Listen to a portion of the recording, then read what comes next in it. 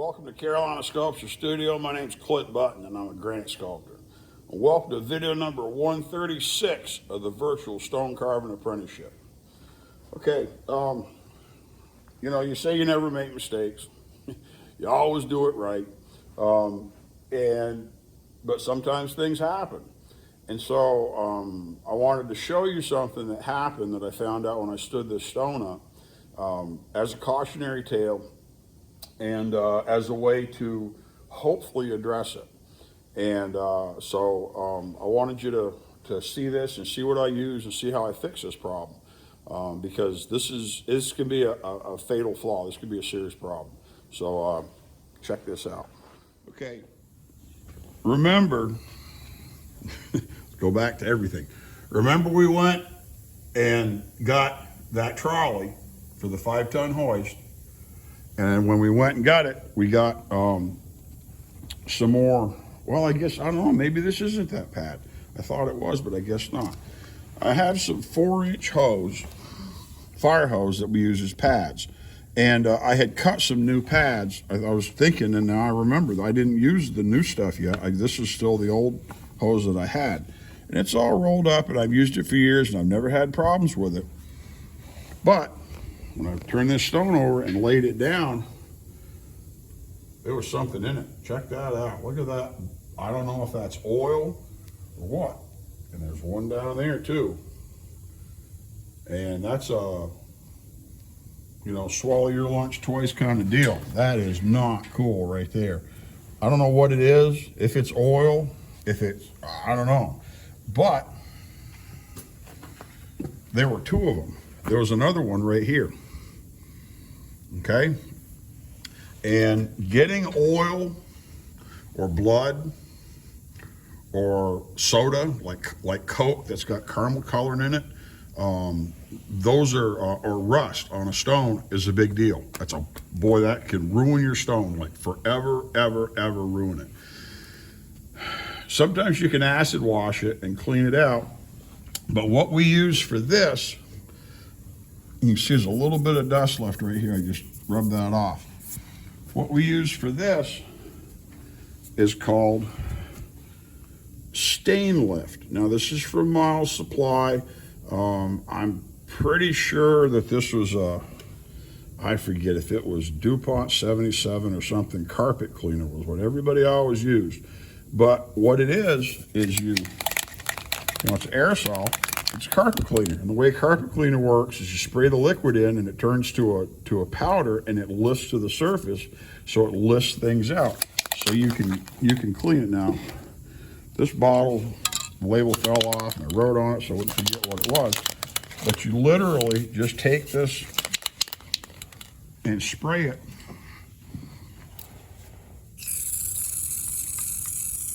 And it's cold and this bottle's cranky and all that stuff. But you spray it on there, it's probably frozen too.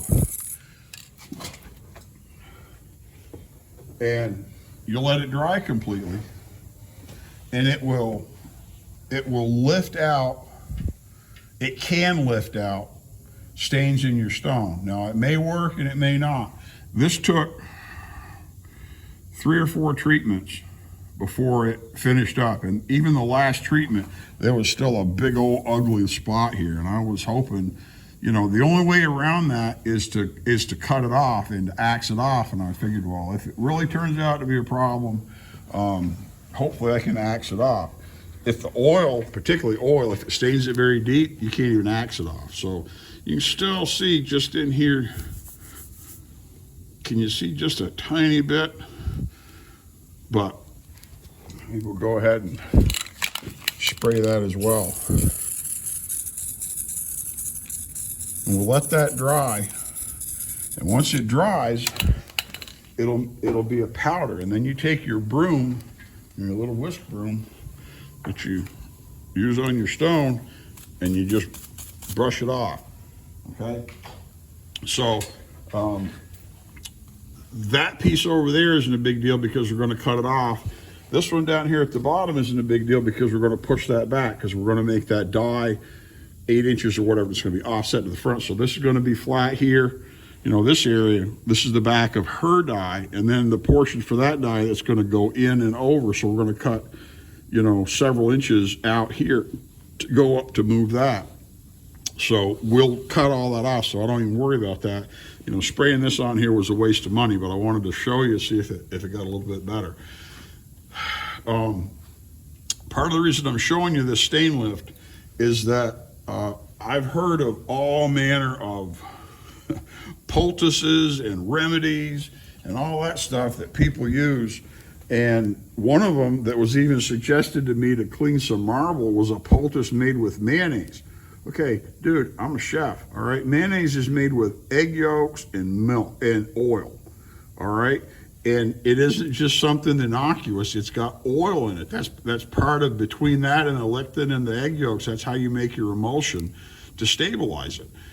And then you know, to fix the stone by putting oil on it, the only way you can do that is to oil the entire stone evenly, so it's all stained evenly and you can't tell the difference. That's how it works. And this, I don't know if it's going to dry, and we'll just wait, but this is still going to have stain in it, but we don't have to worry about that. You can see how this is starting to powder up around the edges already. And but I wanted to show you that. I hadn't shown you any of this stain lift. And again, there's a link to Miles' supply in my in the description here. I've got all those links, just so if y'all need to know something, you can get it. You can get a hold of these people and see. But that's what this is, stain lift. It's old carpet cleaner, and I don't know if it's the same exact stuff or what, but or if they just duplicated it. But that's what they always used to use. And so, but this will, see, it says formulated to remove a variety of light oil, grease, and sap stains from granite, marble, and other surfaces. So that's the stuff to use. If you're going to start, you know, mixing stuff up in your witch's cauldron, good luck. All right, let's cut this edge.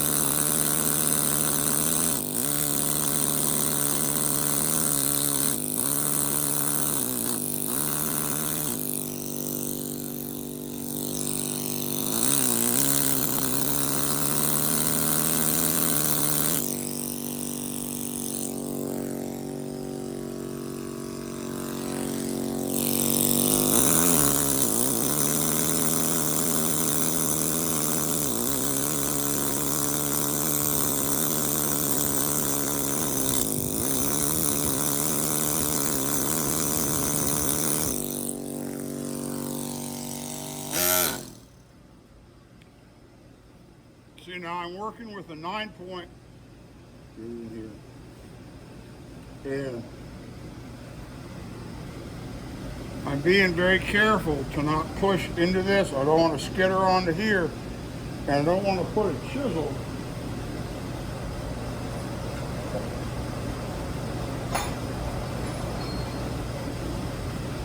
it'd be very tempting to take a chisel and just lean into this and just push it off.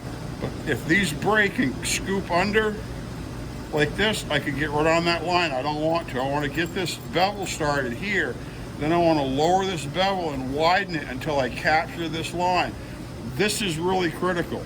To produce this line, we got to be really careful. I'm using a 3/4 inch machine, not a great big machine. I'll go slow here. I get a little more aggressive out here in the middle where I've got more room. But I want to get this line perfect, get it where it's comfortable, and then work my way up and down. You know, I'll probably have to get the crate to stand on to do the tall part, and then I'll have to do this other part with my head between my knees down low. I want to get comfortable doing it up here and get my rhythm and see how the stone's breaking, and do it right, because this is really, really important. Okay, go slow.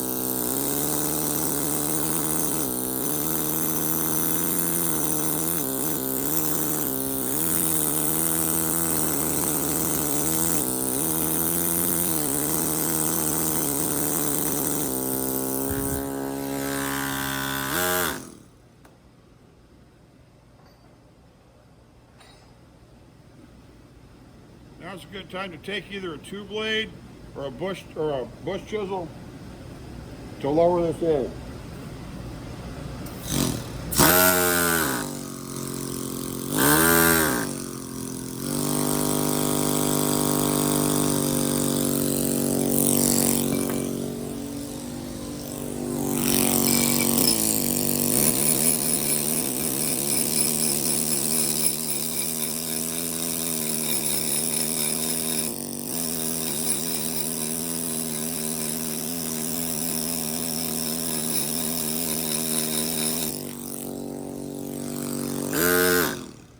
You can tip it pretty aggressively, as opposed to this being a 45. You can go way over like this, leave a high point, and come back in with a 9 point and clean that up. Now this is gonna hurt, you know. After you've done this for years and your hands are wrecked like mine, these things feel like they're on fire. They're so cold. Put a lamp on them, warm them up, whatever. And once the tools warm up, it's a lot more comfortable.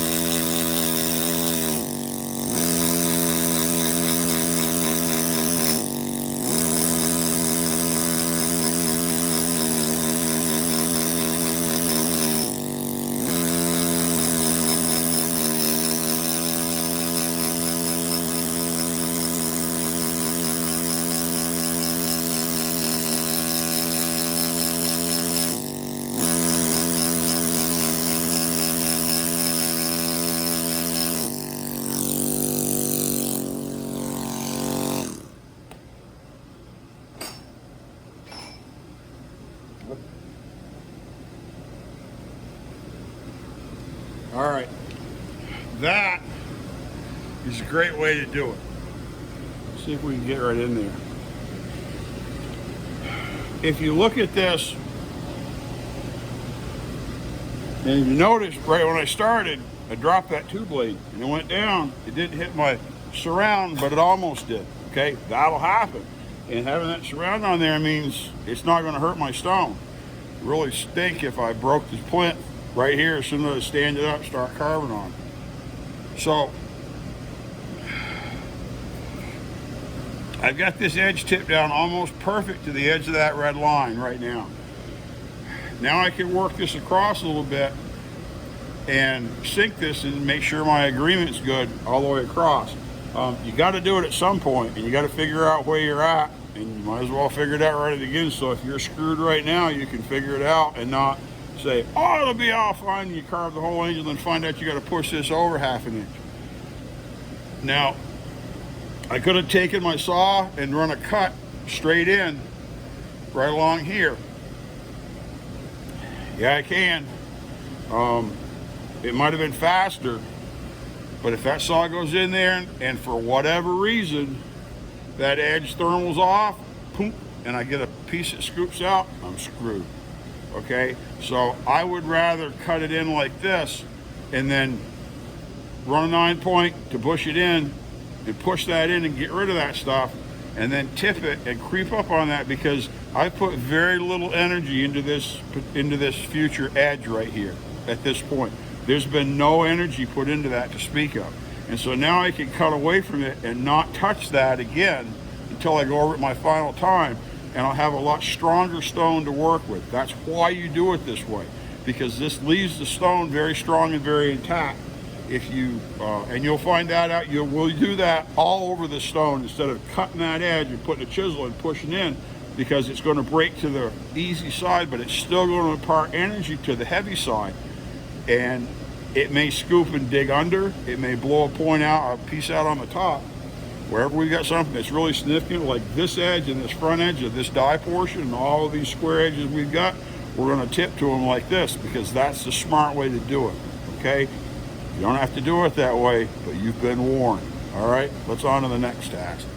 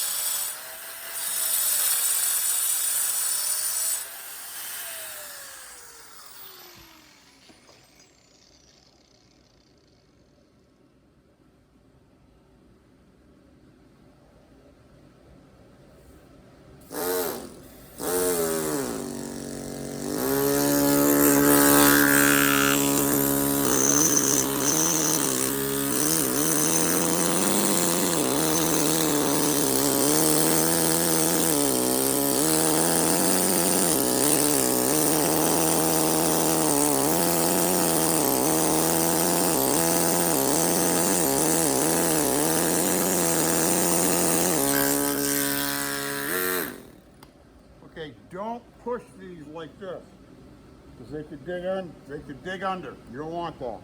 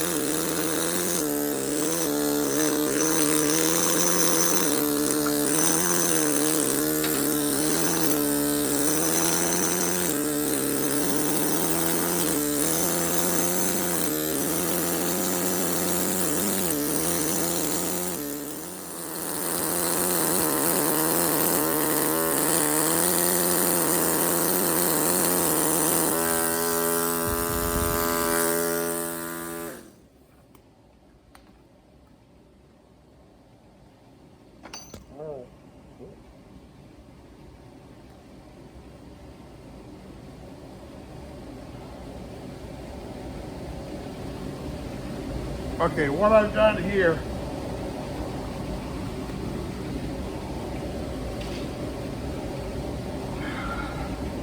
maybe if I turn this light off, it'll show a little. Yeah, there we go. Check that out. All right. What I've done here, I took my 9-point and I pushed this all back. Okay, went straight in. I didn't have any undercuts.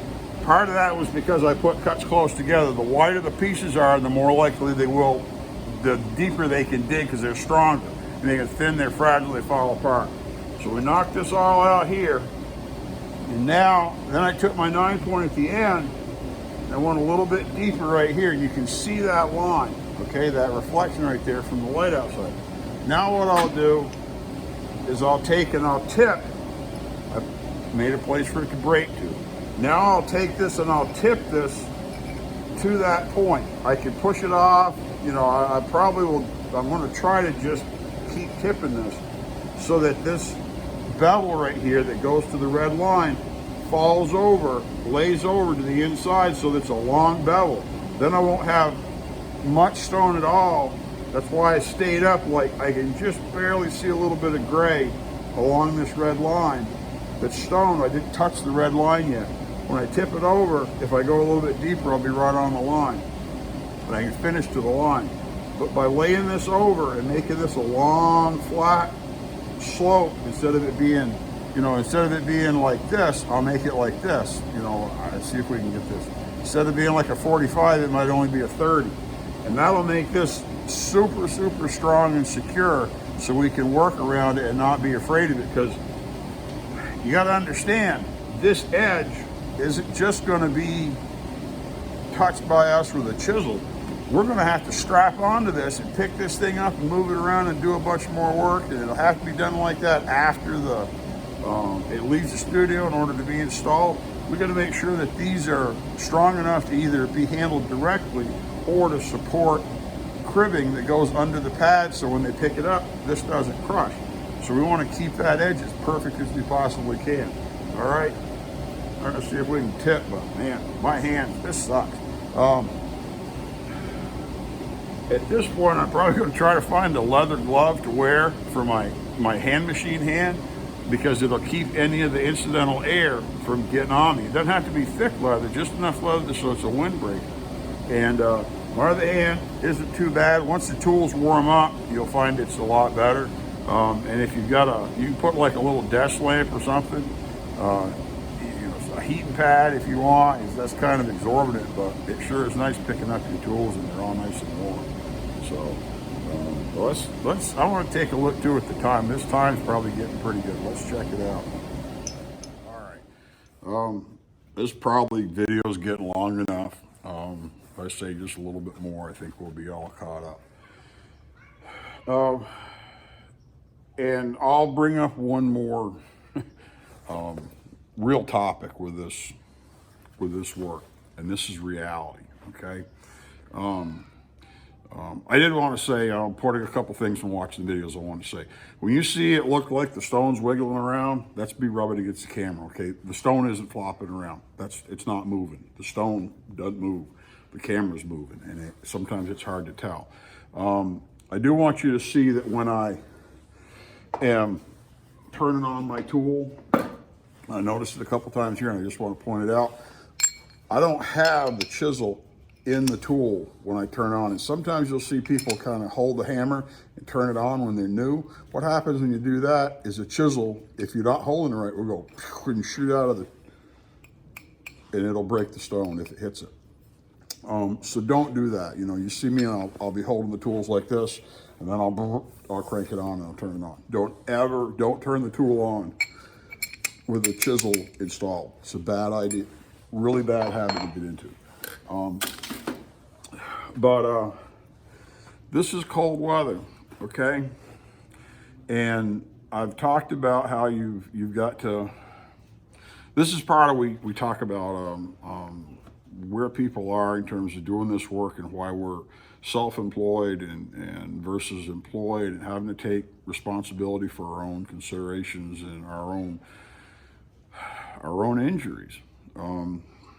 My hands are wrecked, okay? Working when it's cold like this, especially when the tools are cold and it starts up, the way I can describe it to you is it feels like I took my hands and I stuck them in a pot of boiling water. And as a chef, I've been there, done it. You know, you reach into stuff accidentally sometimes, or get your hand into something hot. And you don't just plunge them into your elbows, but I know what it's like to reach into something that's too hot. And that's what my hands feel like from the nerve damage from using these pneumatic tools for years. And there really isn't any way around it. The gloves, I don't believe that the gloves provide you any real benefit, because I don't think that anybody that wears those gloves on a regular basis uses these tools to the amount that I use them. They don't use them, 40 hours a week for years and years and years on end. They simply don't. They play with them, they have fun with them. I think those gloves provide relief to people like me who've already done the damage and destroyed them. But you're better off to try to just mainly keep, at this point, I can wear any pair of gloves that keep my hands a little bit warmer and they don't hurt as much. You will have a price to pay.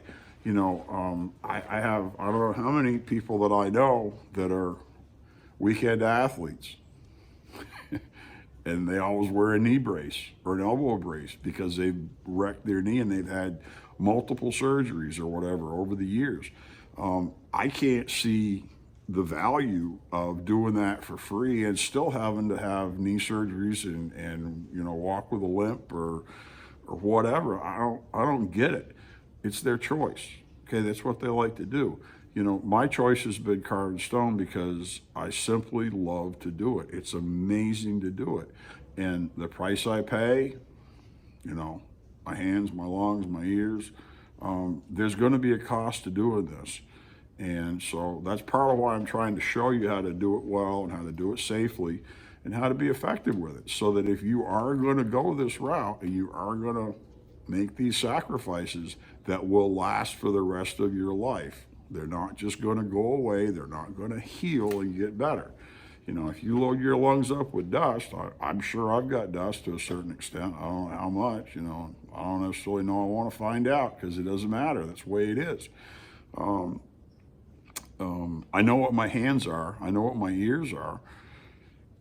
And that's just the way it is. But the reward is that I get to gut stone. So decide what's real for you and take responsibility and realize it's not somebody else's fault. It's yours. And it's your decision, and that's what adults do. Is adults make decisions, and everything has a cost and a trade-off, and you find the positives. So I love doing this work.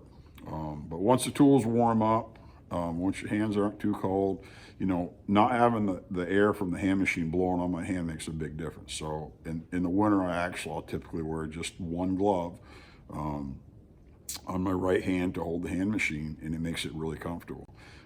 Sometimes I wear a glove on my left hand, but once the stone's warmed up, this is a big stone, so it's a lot easier to have this incandescent, halogen floodlight shining on it, shining on a die that isn't real big, and it warms it up. Once that stone's warmed up, it's way more comfortable to work on, and you'll find that out if you do this a lot, and most people don't have an open studio. We carved in Vermont. We were fortunate to have a really warm studio. Gary kept that place like almost t-shirt warm all winter long, and everybody said we were a bunch of wusses because Gary kept it so warm. Wussy or not, it was comfortable. The 30, right now it's 30, 32 degrees, whatever out here. There's a lot of guys in Vermont that this is what it's like to carve in their studio all winter long, because you're carving in a huge studio with a big crane and a tall ceiling and a big warehouse building. You don't have a bunch of heat. You may have a blow heater, but you don't run it all the time. You know, I've got a blow heater here. I'll run against the stone and run against me to warm up once in a while when I need to in the winter. But most of the time, you just carve open air. And as long as you're not getting rained on, you're golden. So, you know, make your choices. You know, if you want to play ball and get hurt and think it's great, cool, man. This is my ball. This is my game. This is what I do. This is what I pay for.